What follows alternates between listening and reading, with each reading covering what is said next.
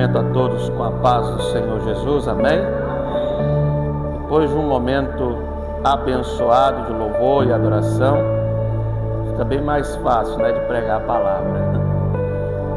Depois de introduzir o louvor, esse é o momento em que o Senhor vai falar conosco. E eu creio que Deus tem algo poderoso para falar com a vida de cada um que está neste lugar nessa noite. Olha para o irmão que está do seu lado nesse momento e fala com ele assim: meu irmão, por favor, não me atrapalhe.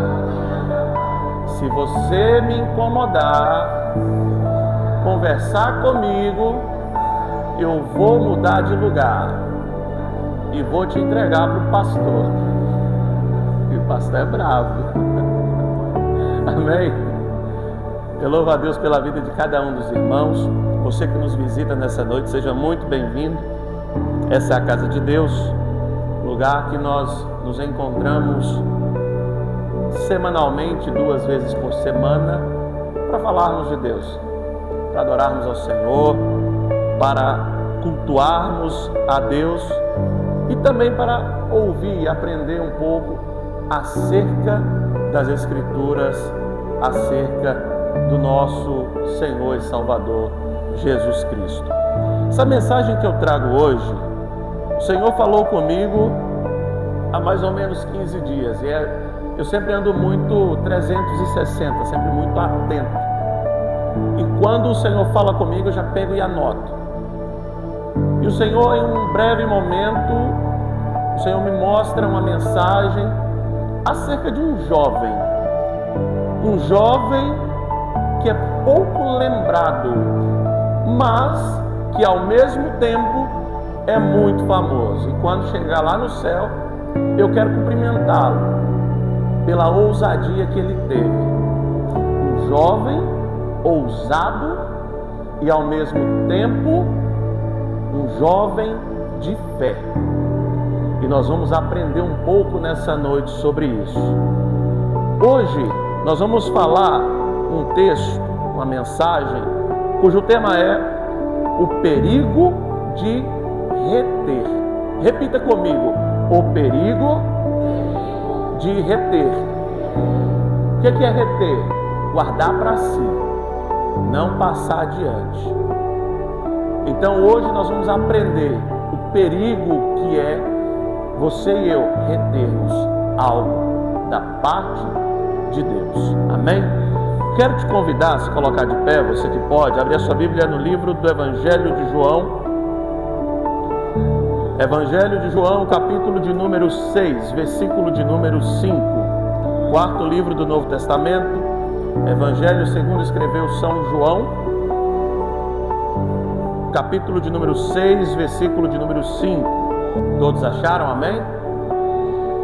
Diz assim a palavra do Senhor: então Jesus, levantando os olhos e vendo que uma grande multidão vinha ter com ele, disse a Felipe: onde compraremos pão para estes comerem?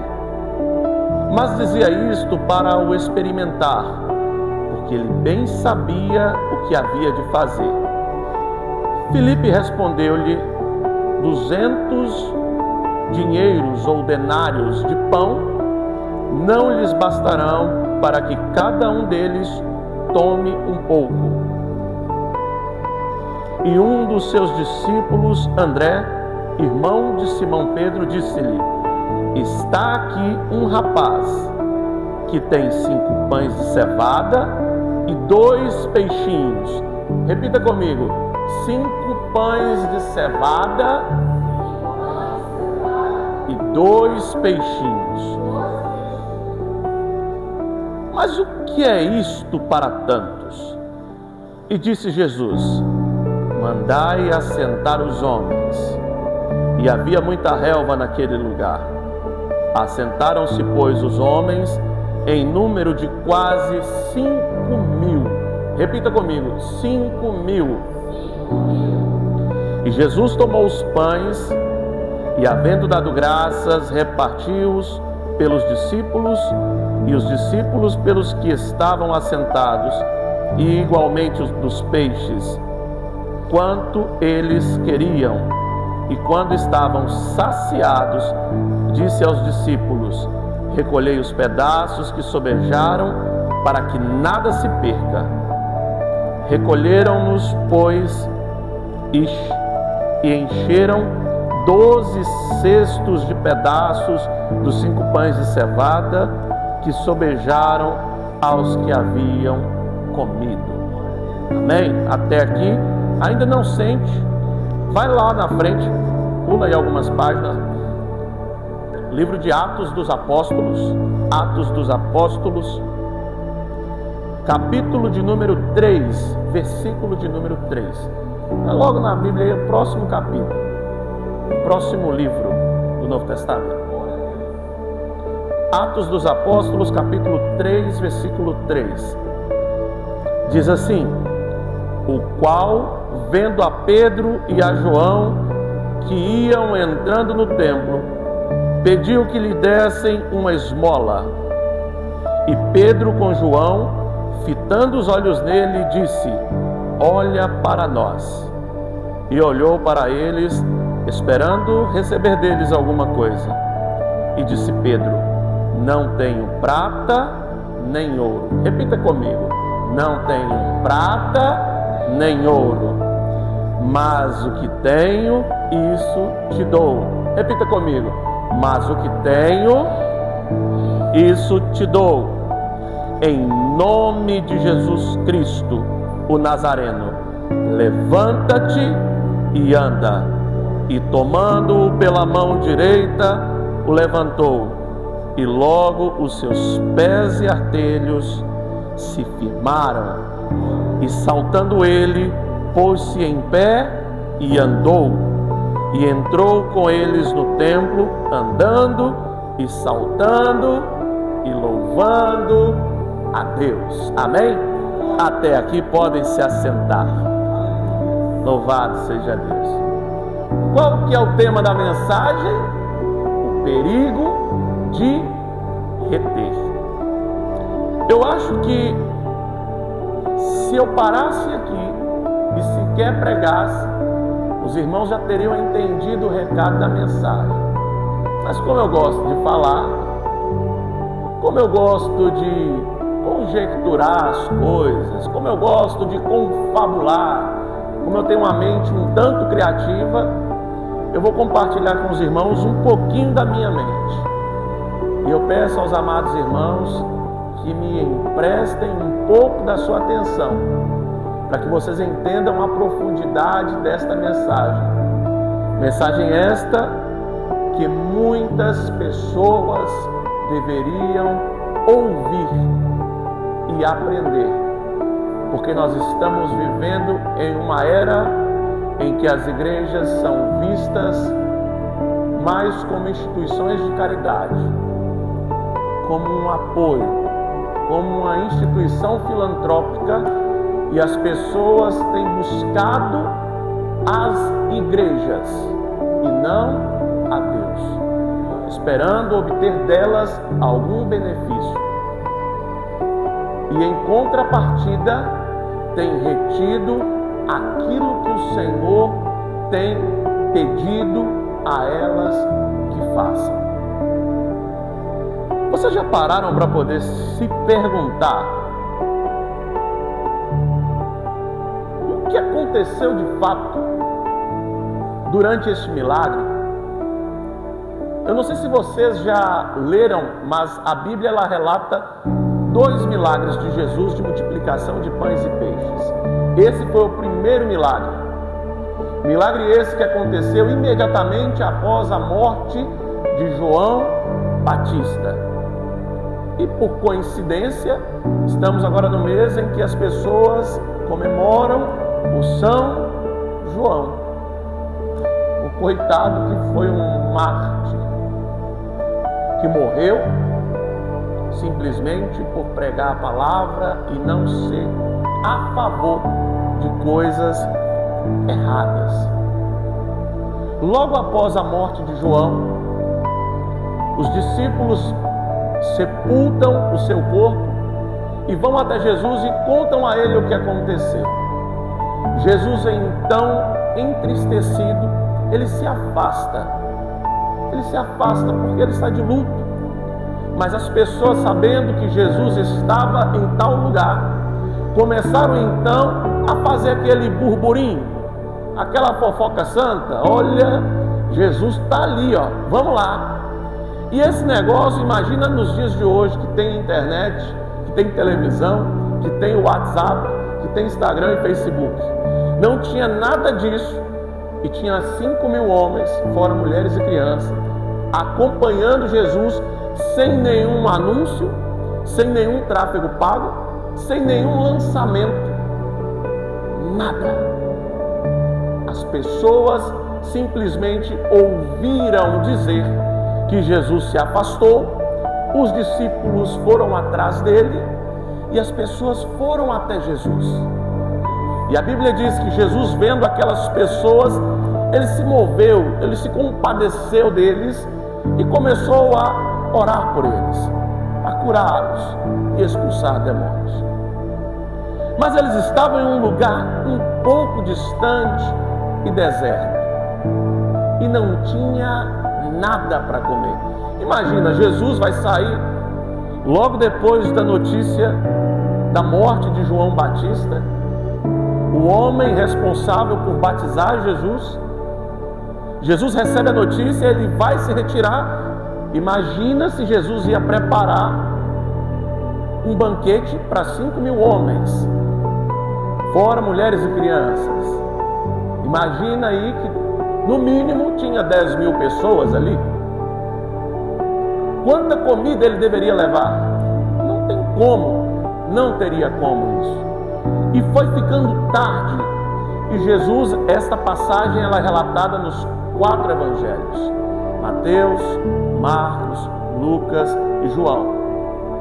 E dos 4 apóstolos, o único que narrou com mais riqueza de detalhe, o único que falou deste jovem foi João. E Jesus então faz uma pergunta para poder instigar a mente daquele seu discípulo Filipe. Ele já sabia o que ia acontecer, porque Jesus, sendo Deus, é conhecedor de todas as coisas. Ele já sabia que não teria como comprar comida para aquele monte de gente. Ele pergunta: e aí, como que nós vamos alimentar todo mundo? Filipe, não sendo o tesoureiro, porque o tesoureiro era Judas Iscariotes, Filipe então chega para Jesus e fala assim: Jesus, nem se tivéssemos aqui 200 denários para poder comprar comida e para cada um comer um pouquinho seria suficiente para alimentar essa galera toda. É muita gente. E a Bíblia diz que já estava se aproximando da Páscoa. E naquele tempo, quando era a Páscoa, era chegada a data da Páscoa em que o povo hebreu comemorava a saída do Egito, quando, após os seus 400 anos de escravidão. As pessoas dos países vizinhos iam todos para ali para comemorar, era uma grande festa. Então, subtende-se que não tinha apenas judeus e hebreus ali, tinha também pessoas, outros povos ali, acompanhando, curiosos, porque quem é esse que não queria saber quem era Jesus? O homem capaz de ressuscitar mortos, o homem capaz de curar enfermos, de expulsar demônios, o homem que até mesmo os demônios o respeitavam e o temiam. Sem grandes alardes, as pessoas ficavam curiosas. Eu imagino, tinha gente lá que talvez não era uma grande enfermidade, mas estava com o dente doendo e falava: eu vou lá também, eu quero ser curado. Porque só sabe quem dói cada um que está sentindo a sua própria dor. É como o povo diz, né? Só você sabe onde aperta o calo. Aquilo que para muitos é pouca coisa, mas para você é muita coisa. E quem sou eu para julgar muita coisa para você? Quem sou eu para julgar a sua dor? Quem sou eu para julgar a sua prova, o seu sofrimento? E ali tinha pessoas endemoniadas, tinha pessoas incrédulas, tinha fariseus, mestres da lei, curiosos, tinha pessoas de todo tipo, tinha soldados romanos que queriam ver como que é isso. Como pode um homem dizer que é Deus e fazer tudo isso? Como isso é possível? E então, algo sobrenatural acontece. E aqui eu gostaria que os irmãos redobrassem a atenção. Quando Jesus faz essa pergunta para Filipe, ele não estava em cima de um trio elétrico, com um megafone, com uma caixa de som, ou durante uma pregação, mas em particular. Ele fala com Filipe e Filipe responde a ele. Jesus não anuncia que ele precisava de alguma coisa para operar um milagre, porque as pessoas estavam com fome. Não. Jesus conversa apenas entre os seus discípulos. E então chega até Jesus.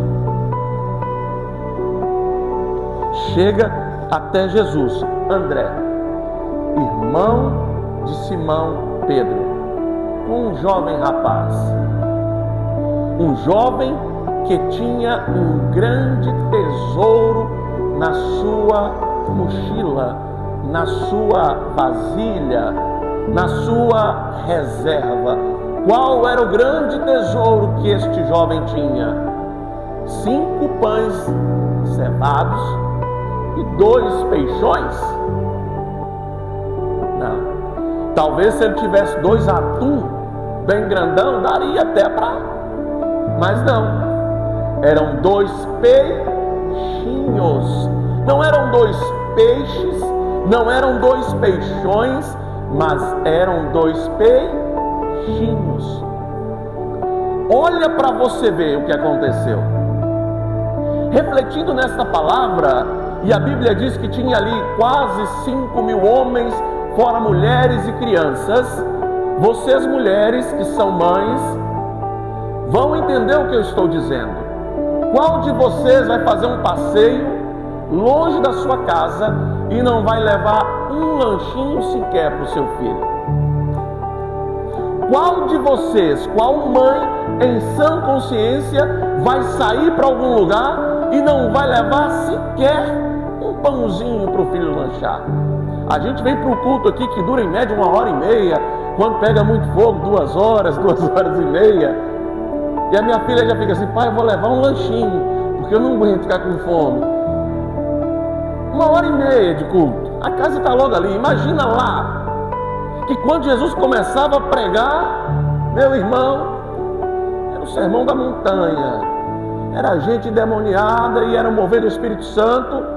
Ninguém tinha relógio naquela época, relógio de pulso, se guiava como? Pelo sol, pela lua, pelas estrelas. Mas, dentre os quase 5.000 homens, dentre todas as mulheres, jovens e crianças que tinham naquele lugar, apenas um jovem se disponibilizou a entregar o tudo que ele tinha para o Senhor. Se disponibilizou a entregar o tudo, ainda que fosse muito pouco, porque o próprio André chega incrédulo para Jesus e fala, é como se fosse assim. Eu imagino esse jovem no meio da multidão falando assim, e assobiando e gritando, chama um discípulo aí. E vem André. Sim. Eu tenho aqui alguma coisa para poder ajudar a alimentar. Estou ouvindo os burburinhos, o pessoal está com fome. E André chega e diz, você tem o quê? 5 pães e 2 peixes. Para 10.000, 15.000 pessoas. Imagina aí. Se fosse para 2 pedreiros não dava. para um pedreiro. E ele vai lá e entrega o alimento que ele teria para comer um dia inteiro, talvez 2. Porque 5 pães e 2 peixes, separaria ali o peixe para poder fazer um almoço e um jantar, né? E ele teria um alimento para ele, assim como muitos que ali estavam tinham. Eu tenho para mim, o que eu tenho é meu, o que Deus me deu é meu e não é de mais ninguém. O que eu tenho é para mim. É o famoso farinha pouca, meu pirão primeiro. Eu não vou dar e deixar meu filho com fome. Eu não vou ofertar lá, levar lá na frente. Olha essa cambada de homem aqui, tudo bravo com fome. Eu não vou deixar meu filho com fome. Mas aquele jovem não. Aquele jovem, ele olhou e falou assim: olha, o pouco que eu tenho está aqui. Se servir para alguma coisa. E André, não, fica com você. Não, André, eu faço questão. Não, fica. André, eu faço questão. E por que eu entendo que foi assim? Porque André não chegou entusiasmado, correndo: Jesus, eu tenho aqui agora um jovem que tem 5 pães e 2 peixes. Não, André chega, sabe, murchinho, sem graça. Bora lá, você quer falar com o mestre? Fazer o quê, né? Ó, Jesus, esse jovem está aqui, ó, tem 5 pães e 2 peixinhos. Mas isso dá para quê? Está aqui na palavra. O próprio André subestimou. Muitas vezes, meus irmãos, nós paramos o nosso ministério porque nós damos ouvido para alguns Andrés no meio da caminhada, para pessoas que vão olhar para aquilo que o Senhor tem para nós naquele momento, porque elas ainda não conseguiram enxergar o tamanho do milagre, eles ainda não conseguiram enxergar o poder que esta pouca coisa vai se transformar amanhã. Eles ainda não conseguiram enxergar que você não tem um estrala-salão na sua mão, mas que você tem uma dinamite, mas que você tem na sua mão uma bomba com um poder enorme que vai ser potencializado por um combustível que nunca para de queimar, chamado Espírito Santo de Deus. E esses Andrés olham para você e falam assim: não faça isso, você não sabe nem ler e você quer pregar, deixa de ser tonto, você não tem nem para você comer e você quer ofertar na igreja, deixa de ser mané. Olha para você ver, vai cuidar da sua casa, você vai fazer o que na igreja domingo à noite? Vai fazer o que na igreja? Levar seus filhos na igreja para quê? E as pessoas, elas pegam o pouco que você tem e condena e fala: esse pouco não serve para nada.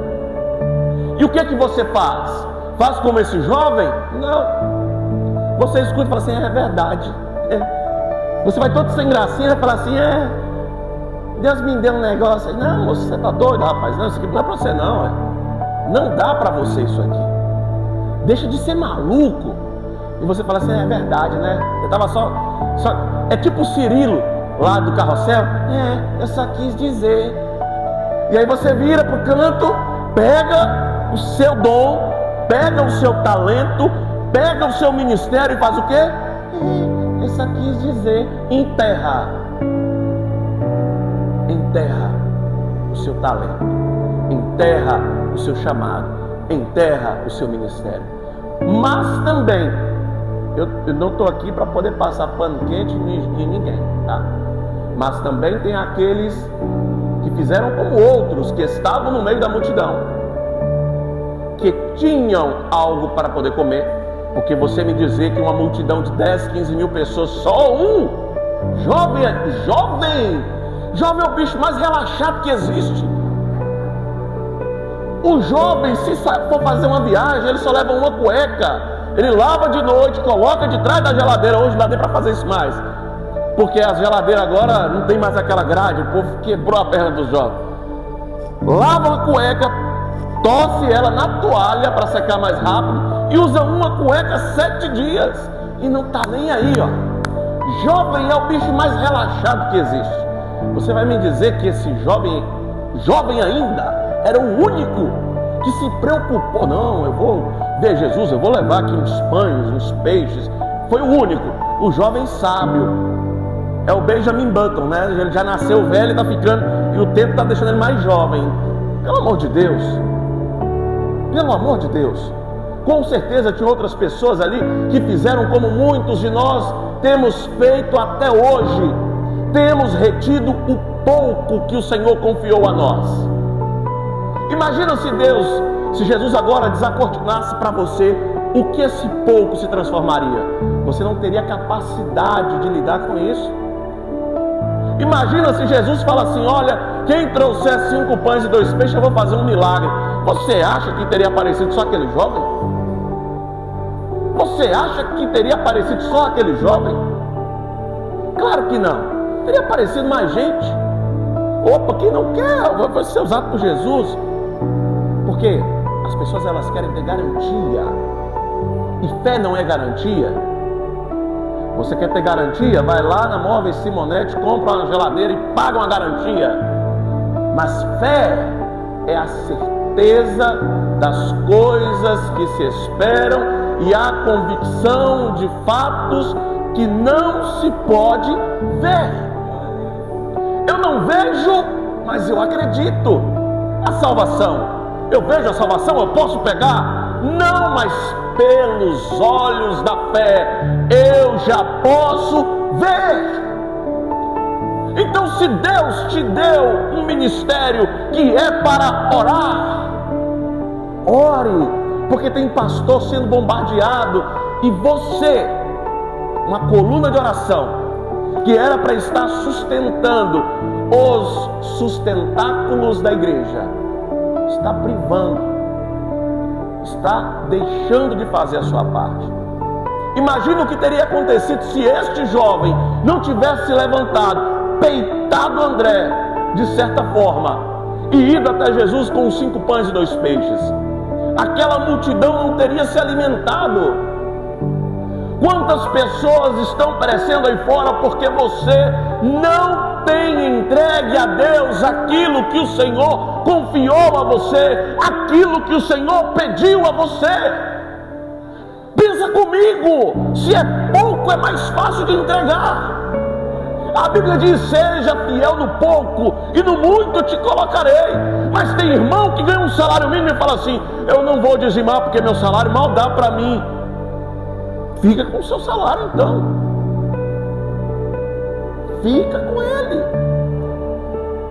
Você acha que quando você estiver ganhando 10 mil, 20, 30, 40, 50, você vai dizimar? Claro que não, porque agora o pouco vai passar a ser muito. Porque você está com os olhos voltados para isso aqui, ó, para a terra, para a carnalidade. Sabe por que você não entrega? Sabe por que você não faz? Porque te falta fé. Porque te falta fé. O que dizer de Abraão? Esperou pelo filho da promessa mais de 100 anos. E quando nasce, Deus fala assim: agora me dá. E ele fala: tá bom, toma, vai lá, vai sacrificar. Porque ele tinha fé de que, ainda que o seu filho morresse, sendo obediente a Deus, o Senhor o ressuscitaria. O que o Senhor tem te pedido? Nessa mensagem, nós lemos sobre esse jovem de fé, mas também lemos sobre algo que ficou marcado, que muitos cristãos se lembram desta passagem. Não tenho prata nem ouro, mas tudo que eu tenho eu te dou. Acho que virou até canção, né? Virou até louvor. Mas tudo que eu tenho te dou. Quem estava lá no meio da multidão? Os discípulos. Pedro estava lá. João também estava lá. Não à toa que foi ele quem escreveu. E qual é a diferença disso aqui? Este homem paralítico, deficiente, estava na porta do templo, chamada Formosa. Para quem não sabe, a porta do templo, chamada Formosa, ficava a leste de Jerusalém. Ela simbolizava a entrada na presença de Deus. Então, sempre que eles queriam entrar na presença de Deus, eles entravam pela porta Formosa. Então, o povo entrava pela porta Formosa? Geralmente não. Quem ia entrar? Sacerdote. Quem ia entrar? Os apóstolos, os servos, os membros, a membresia? Geralmente não. Então, o que aquele homem pensou? Vou ficar na entrada da porta Formosa, porque pela porta Formosa vai entrar quem? Os formosos, a galera que tem uma bala que vai me ajudar. Porque eu preciso disso daqui. Eu preciso que a igreja me ajude. Eu preciso que a igreja me dê. E a Bíblia diz que ele chega para João e para Pedro e fala assim: por favor, me ajude, eu sou paralítico. Como se ele não estivesse vendo, né? Como sentado lá no meio da calçada, atrapalhando a entrada do povo, e fala para ele: eu sou um paralítico, me ajude. João falou alguma coisa? Não, João ficou quietinho, porque João, discípulo do amor, né? João era só paz e amor. Eu fico imaginando se fosse João responsável por poder plantar as igrejas. Coitado. Ele ia querer, vem cá, no amor, não. Jesus falou: não, vai ser Pedro. Pedro é doido. Pedro é doido. Vai ter que ser um doido para poder fazer isso aqui. João é muito amor. E está tudo certo. É o equilíbrio. Estava ali um explosivo que depois foi consertando. E estava um cara que desde o início foi sempre mais amoroso. E a Bíblia diz que Pedro olha no fundo do olho daquele homem e fala assim: cara, eu não tenho prata nem ouro. E a Bíblia diz que, coitado, o homem estava olhando para ele e falando: agora vai vir uma oferta legal, vai vir um pão cevado, vai vir.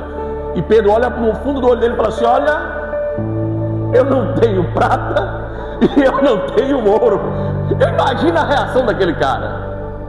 Imagina você está passando na rua, o cara vem te pedir dinheiro, você fala assim: olha, vem aqui, vem aqui. O cara já vem todo feliz. Opa, agora eu não tenho prata e eu não tenho ouro, eu não tenho um centavo para te dar. Eu estou latindo no quintal para economizar no cachorro.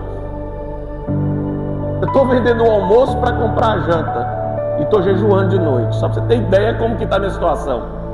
Não tenho prata nem ouro, mas tudo que eu tenho, eu te dou. Levanta em nome de Jesus o Nazareno e anda. Olha o que aconteceu. Aquele homem, o apóstolo, o discípulo de Jesus, acabou de fazer exatamente a mesma coisa que aquele jovem fez. Ele acabou de fazer exatamente a mesma coisa. Ele pegou tudo o que ele tinha e entregou e falou: eu não tenho o que você quer, mas eu tenho o que você precisa. Talvez você não tenha hoje os recursos necessários para fazer a obra que o Senhor tem para a sua vida, mas eu quero te dizer que você tem dentro de você mais do que o suficiente para começar a boa obra que o Senhor confiou a você. Basta apenas que você se posicione e diga: meu Senhor, eu não tenho prata nem ouro, mas tudo que eu tenho eu te dou. Será que você tem coragem de fazer essa oração para Deus? Ou existem áreas inacessíveis na sua vida para o Senhor? Porque você jamais vai viver o sobrenatural de Deus, jamais você vai viver o tudo do Senhor, se o Senhor não puder ter tudo de você. Porque eu posso servir a Deus, eu posso abrir a minha vida para Deus, mas tem uma área na minha vida que aqui não, Jesus, aqui não pode, aqui não entra, se entrar aqui vai dar B.O., eu saio da igreja. E se o pastor vier me chamar a atenção dessa área aqui, eu saio da igreja, porque aqui não, essa área aqui é minha, é o meu demôniozinho de estimação. Tem gente que tem gente que tem uma pombagira de estimação, tem outro que tem uns tranca-rua de estimação, tem outro que tem um Zé Pilintra de estimação, e o cara vira e fala, não, mas não tem problema tomar um pouquinhozinho de álcool e por aí vai, porque o negócio é não embriagar. Tá bom, meu irmão, vai lá, vai nessa tua força, chama para fazer um jejum para ver. É o primeiro que fala, não precisa disso, não precisa, isso é coisa sensacionalista, não precisa de jejum, não precisa. Eu não estou aqui pregando sobre bebida, não.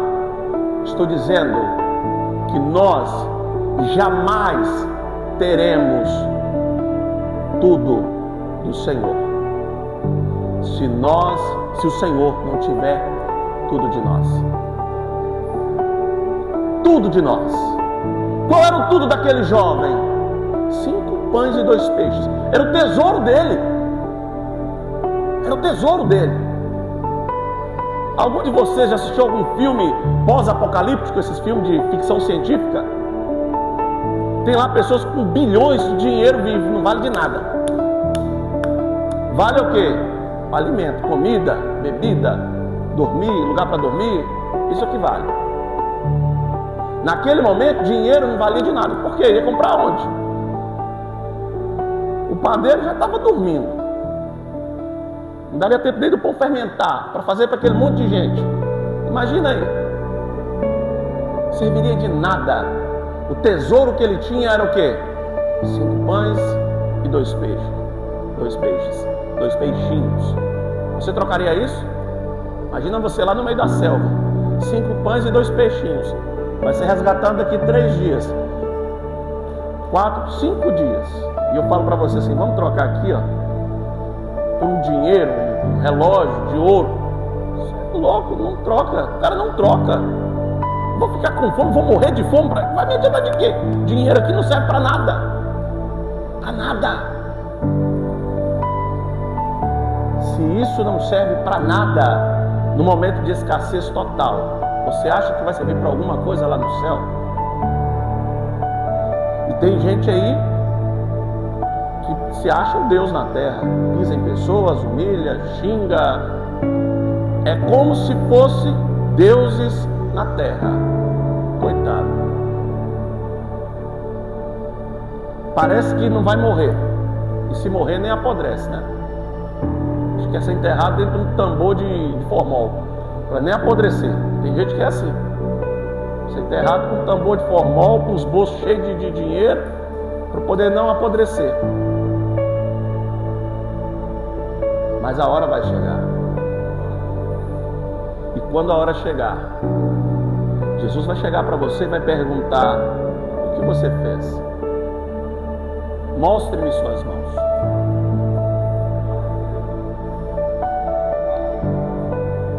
Como assim? Qual foi o ministério desse jovem? A Bíblia não fala mais nada dele, não fala nem o nome dele. O ministério dele foi alimentar uma multidão de pessoas. O ministério dele foi ser usado simplesmente por Jesus para alimentar uma multidão de pessoas com 5 pães e 2 peixinhos. E Pedro, um grande apóstolo, um grande discípulo, orou, deu uma palavra de ordem e aquele homem foi curado. E instantaneamente começou a louvar, adorar o Senhor. E a Bíblia diz que quando Pedro e João entraram pela porta formosa, quem entra atrás? O ex-paralítico. Imagina aí, e a Bíblia diz que todo mundo olhava e ficava maravilhado. Falava, caramba, esse não é o cara que estava ali na porta pedindo esmola?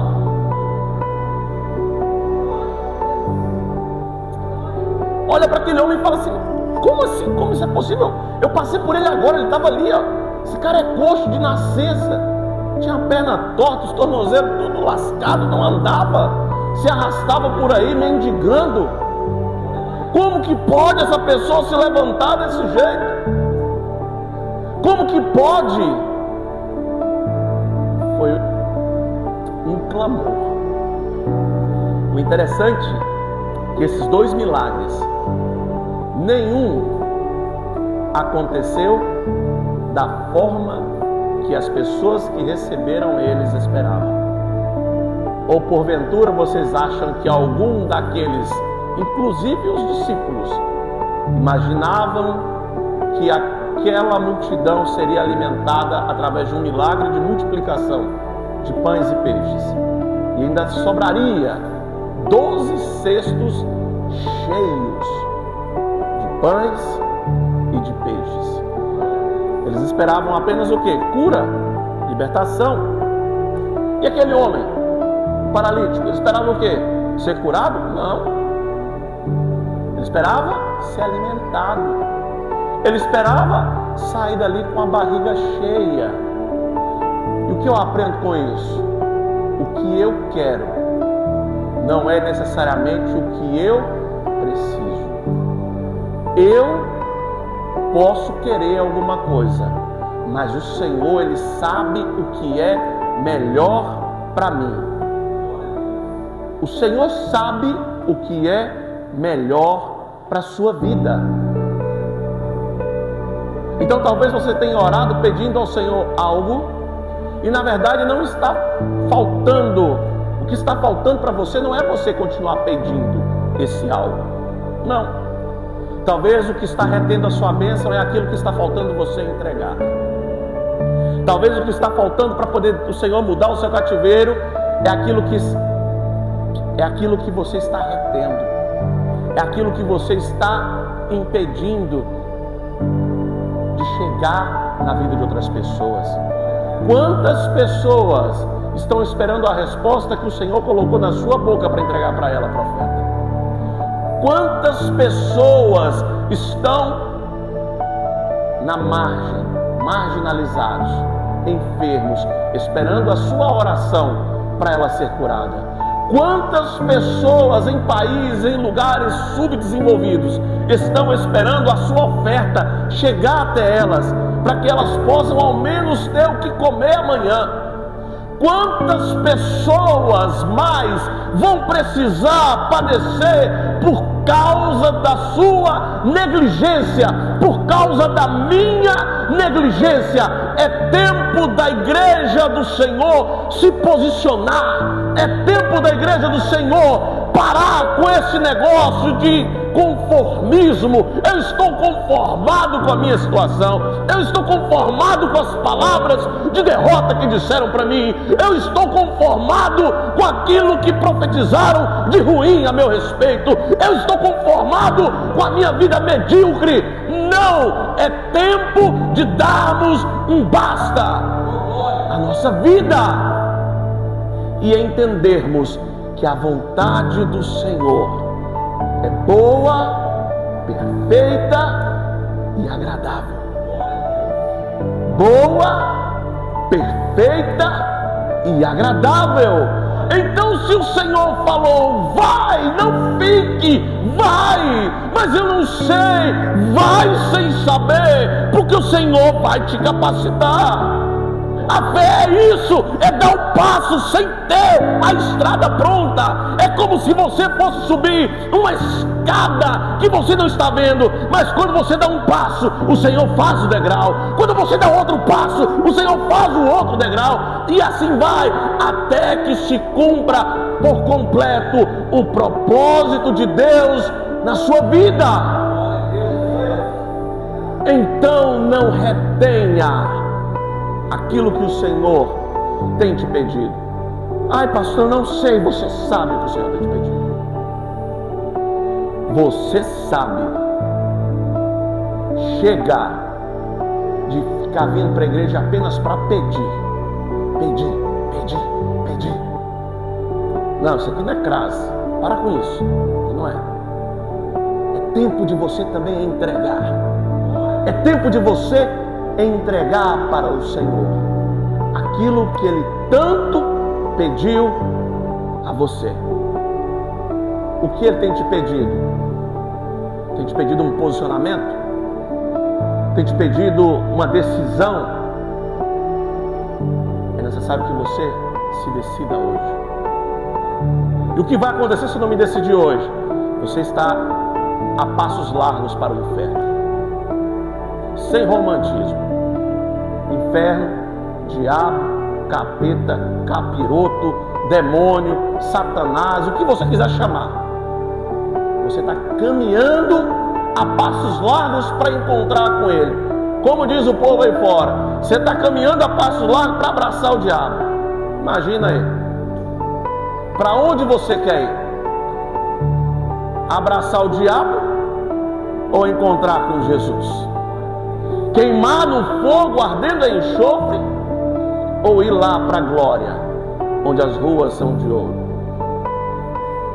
onde não tem choro nem dor, onde não há sofrimento, como diz o louvor, não haverá mais noite ali. Não haverá choro, dor, nem tristeza. E como que eu sei, pastor, que eu vou ter acesso livre? Como que eu sei que eu vou ser salvo? Dê o primeiro passo. Chegaram e perguntaram assim: o que eu tenho que fazer para ser salvo? Crê no Senhor Jesus de todo o teu coração, de toda a tua alma, de todo o teu entendimento. Não é por convencimento, não é por emocionalismo. Entregue a sua vida para o Senhor, porque crê no Senhor Jesus Cristo e será salvo tu e a tua casa. Promessa de Deus para a minha e para a sua vida. Você quer paz no seu lar? Entregue sua vida para Jesus. Você quer salvação dos seus filhos, do seu marido, da sua esposa? Entregue a sua vida para Jesus. Quer a salvação do seu pai, da sua mãe? Entregue a sua vida para Jesus. Porque pode ter certeza, ainda que seja no leito de um hospital, a promessa do Senhor vai se cumprir na vida daquela pessoa. Ou vocês se esqueceram do ladrão na cruz, condenado à morte, a ponto de ser crucificado, e teve os seus pecados perdoados e a sua salvação garantida. Quem pode fazer isso? Jesus Cristo. Dê o primeiro passo. Tome uma decisão. Entregue hoje a sua vida para o Senhor. E você vai ver o que Deus vai fazer na sua vida. A Bíblia diz: provai e vede que o Senhor é bom. Prove. Você só pode provar dessa forma. Amém? Louvado seja Deus. Todos entenderam a mensagem? Glória a Deus. Eu quero te convidar, você que está neste lugar nessa noite, que entendeu a mensagem, que entendeu o recado, que foi impactado por esta palavra, que foi impactado ou impactada por esta palavra, a tomar uma decisão hoje de entregar a sua vida para Jesus. Isso não é um convite para você virar crente, como as pessoas falam. Não é um convite à religião, não. Mas é um convite a você declarar que o Senhor Jesus é o Senhor da sua vida. Porque se você disser não para Jesus hoje, no dia do juízo final, Ele vai dizer não para você. Ele vai falar: aparta-te de mim, maldito. Eu não vos conheço. Eu não tenho parte com você. Vá para o lago de fogo, ardendo em enxofre. Eu quero te convidar, você que quer entregar o que você tem nessa noite para Deus, o tudo que você tem. E enquanto nós não servimos ao Senhor verdadeiramente, o tudo que nós temos para entregar para Ele não é dízimo, não é oferta, não é louvor, não é pregação, não. O tudo, o primeiro tudo que você deve entregar para Ele é a sua vida. Quero te convidar a sair do seu lugar e vir aqui à frente, que eu quero orar por você. Tem alguém? Louvado seja Deus. Aplauda o Senhor em nome de Jesus. Glória a Deus.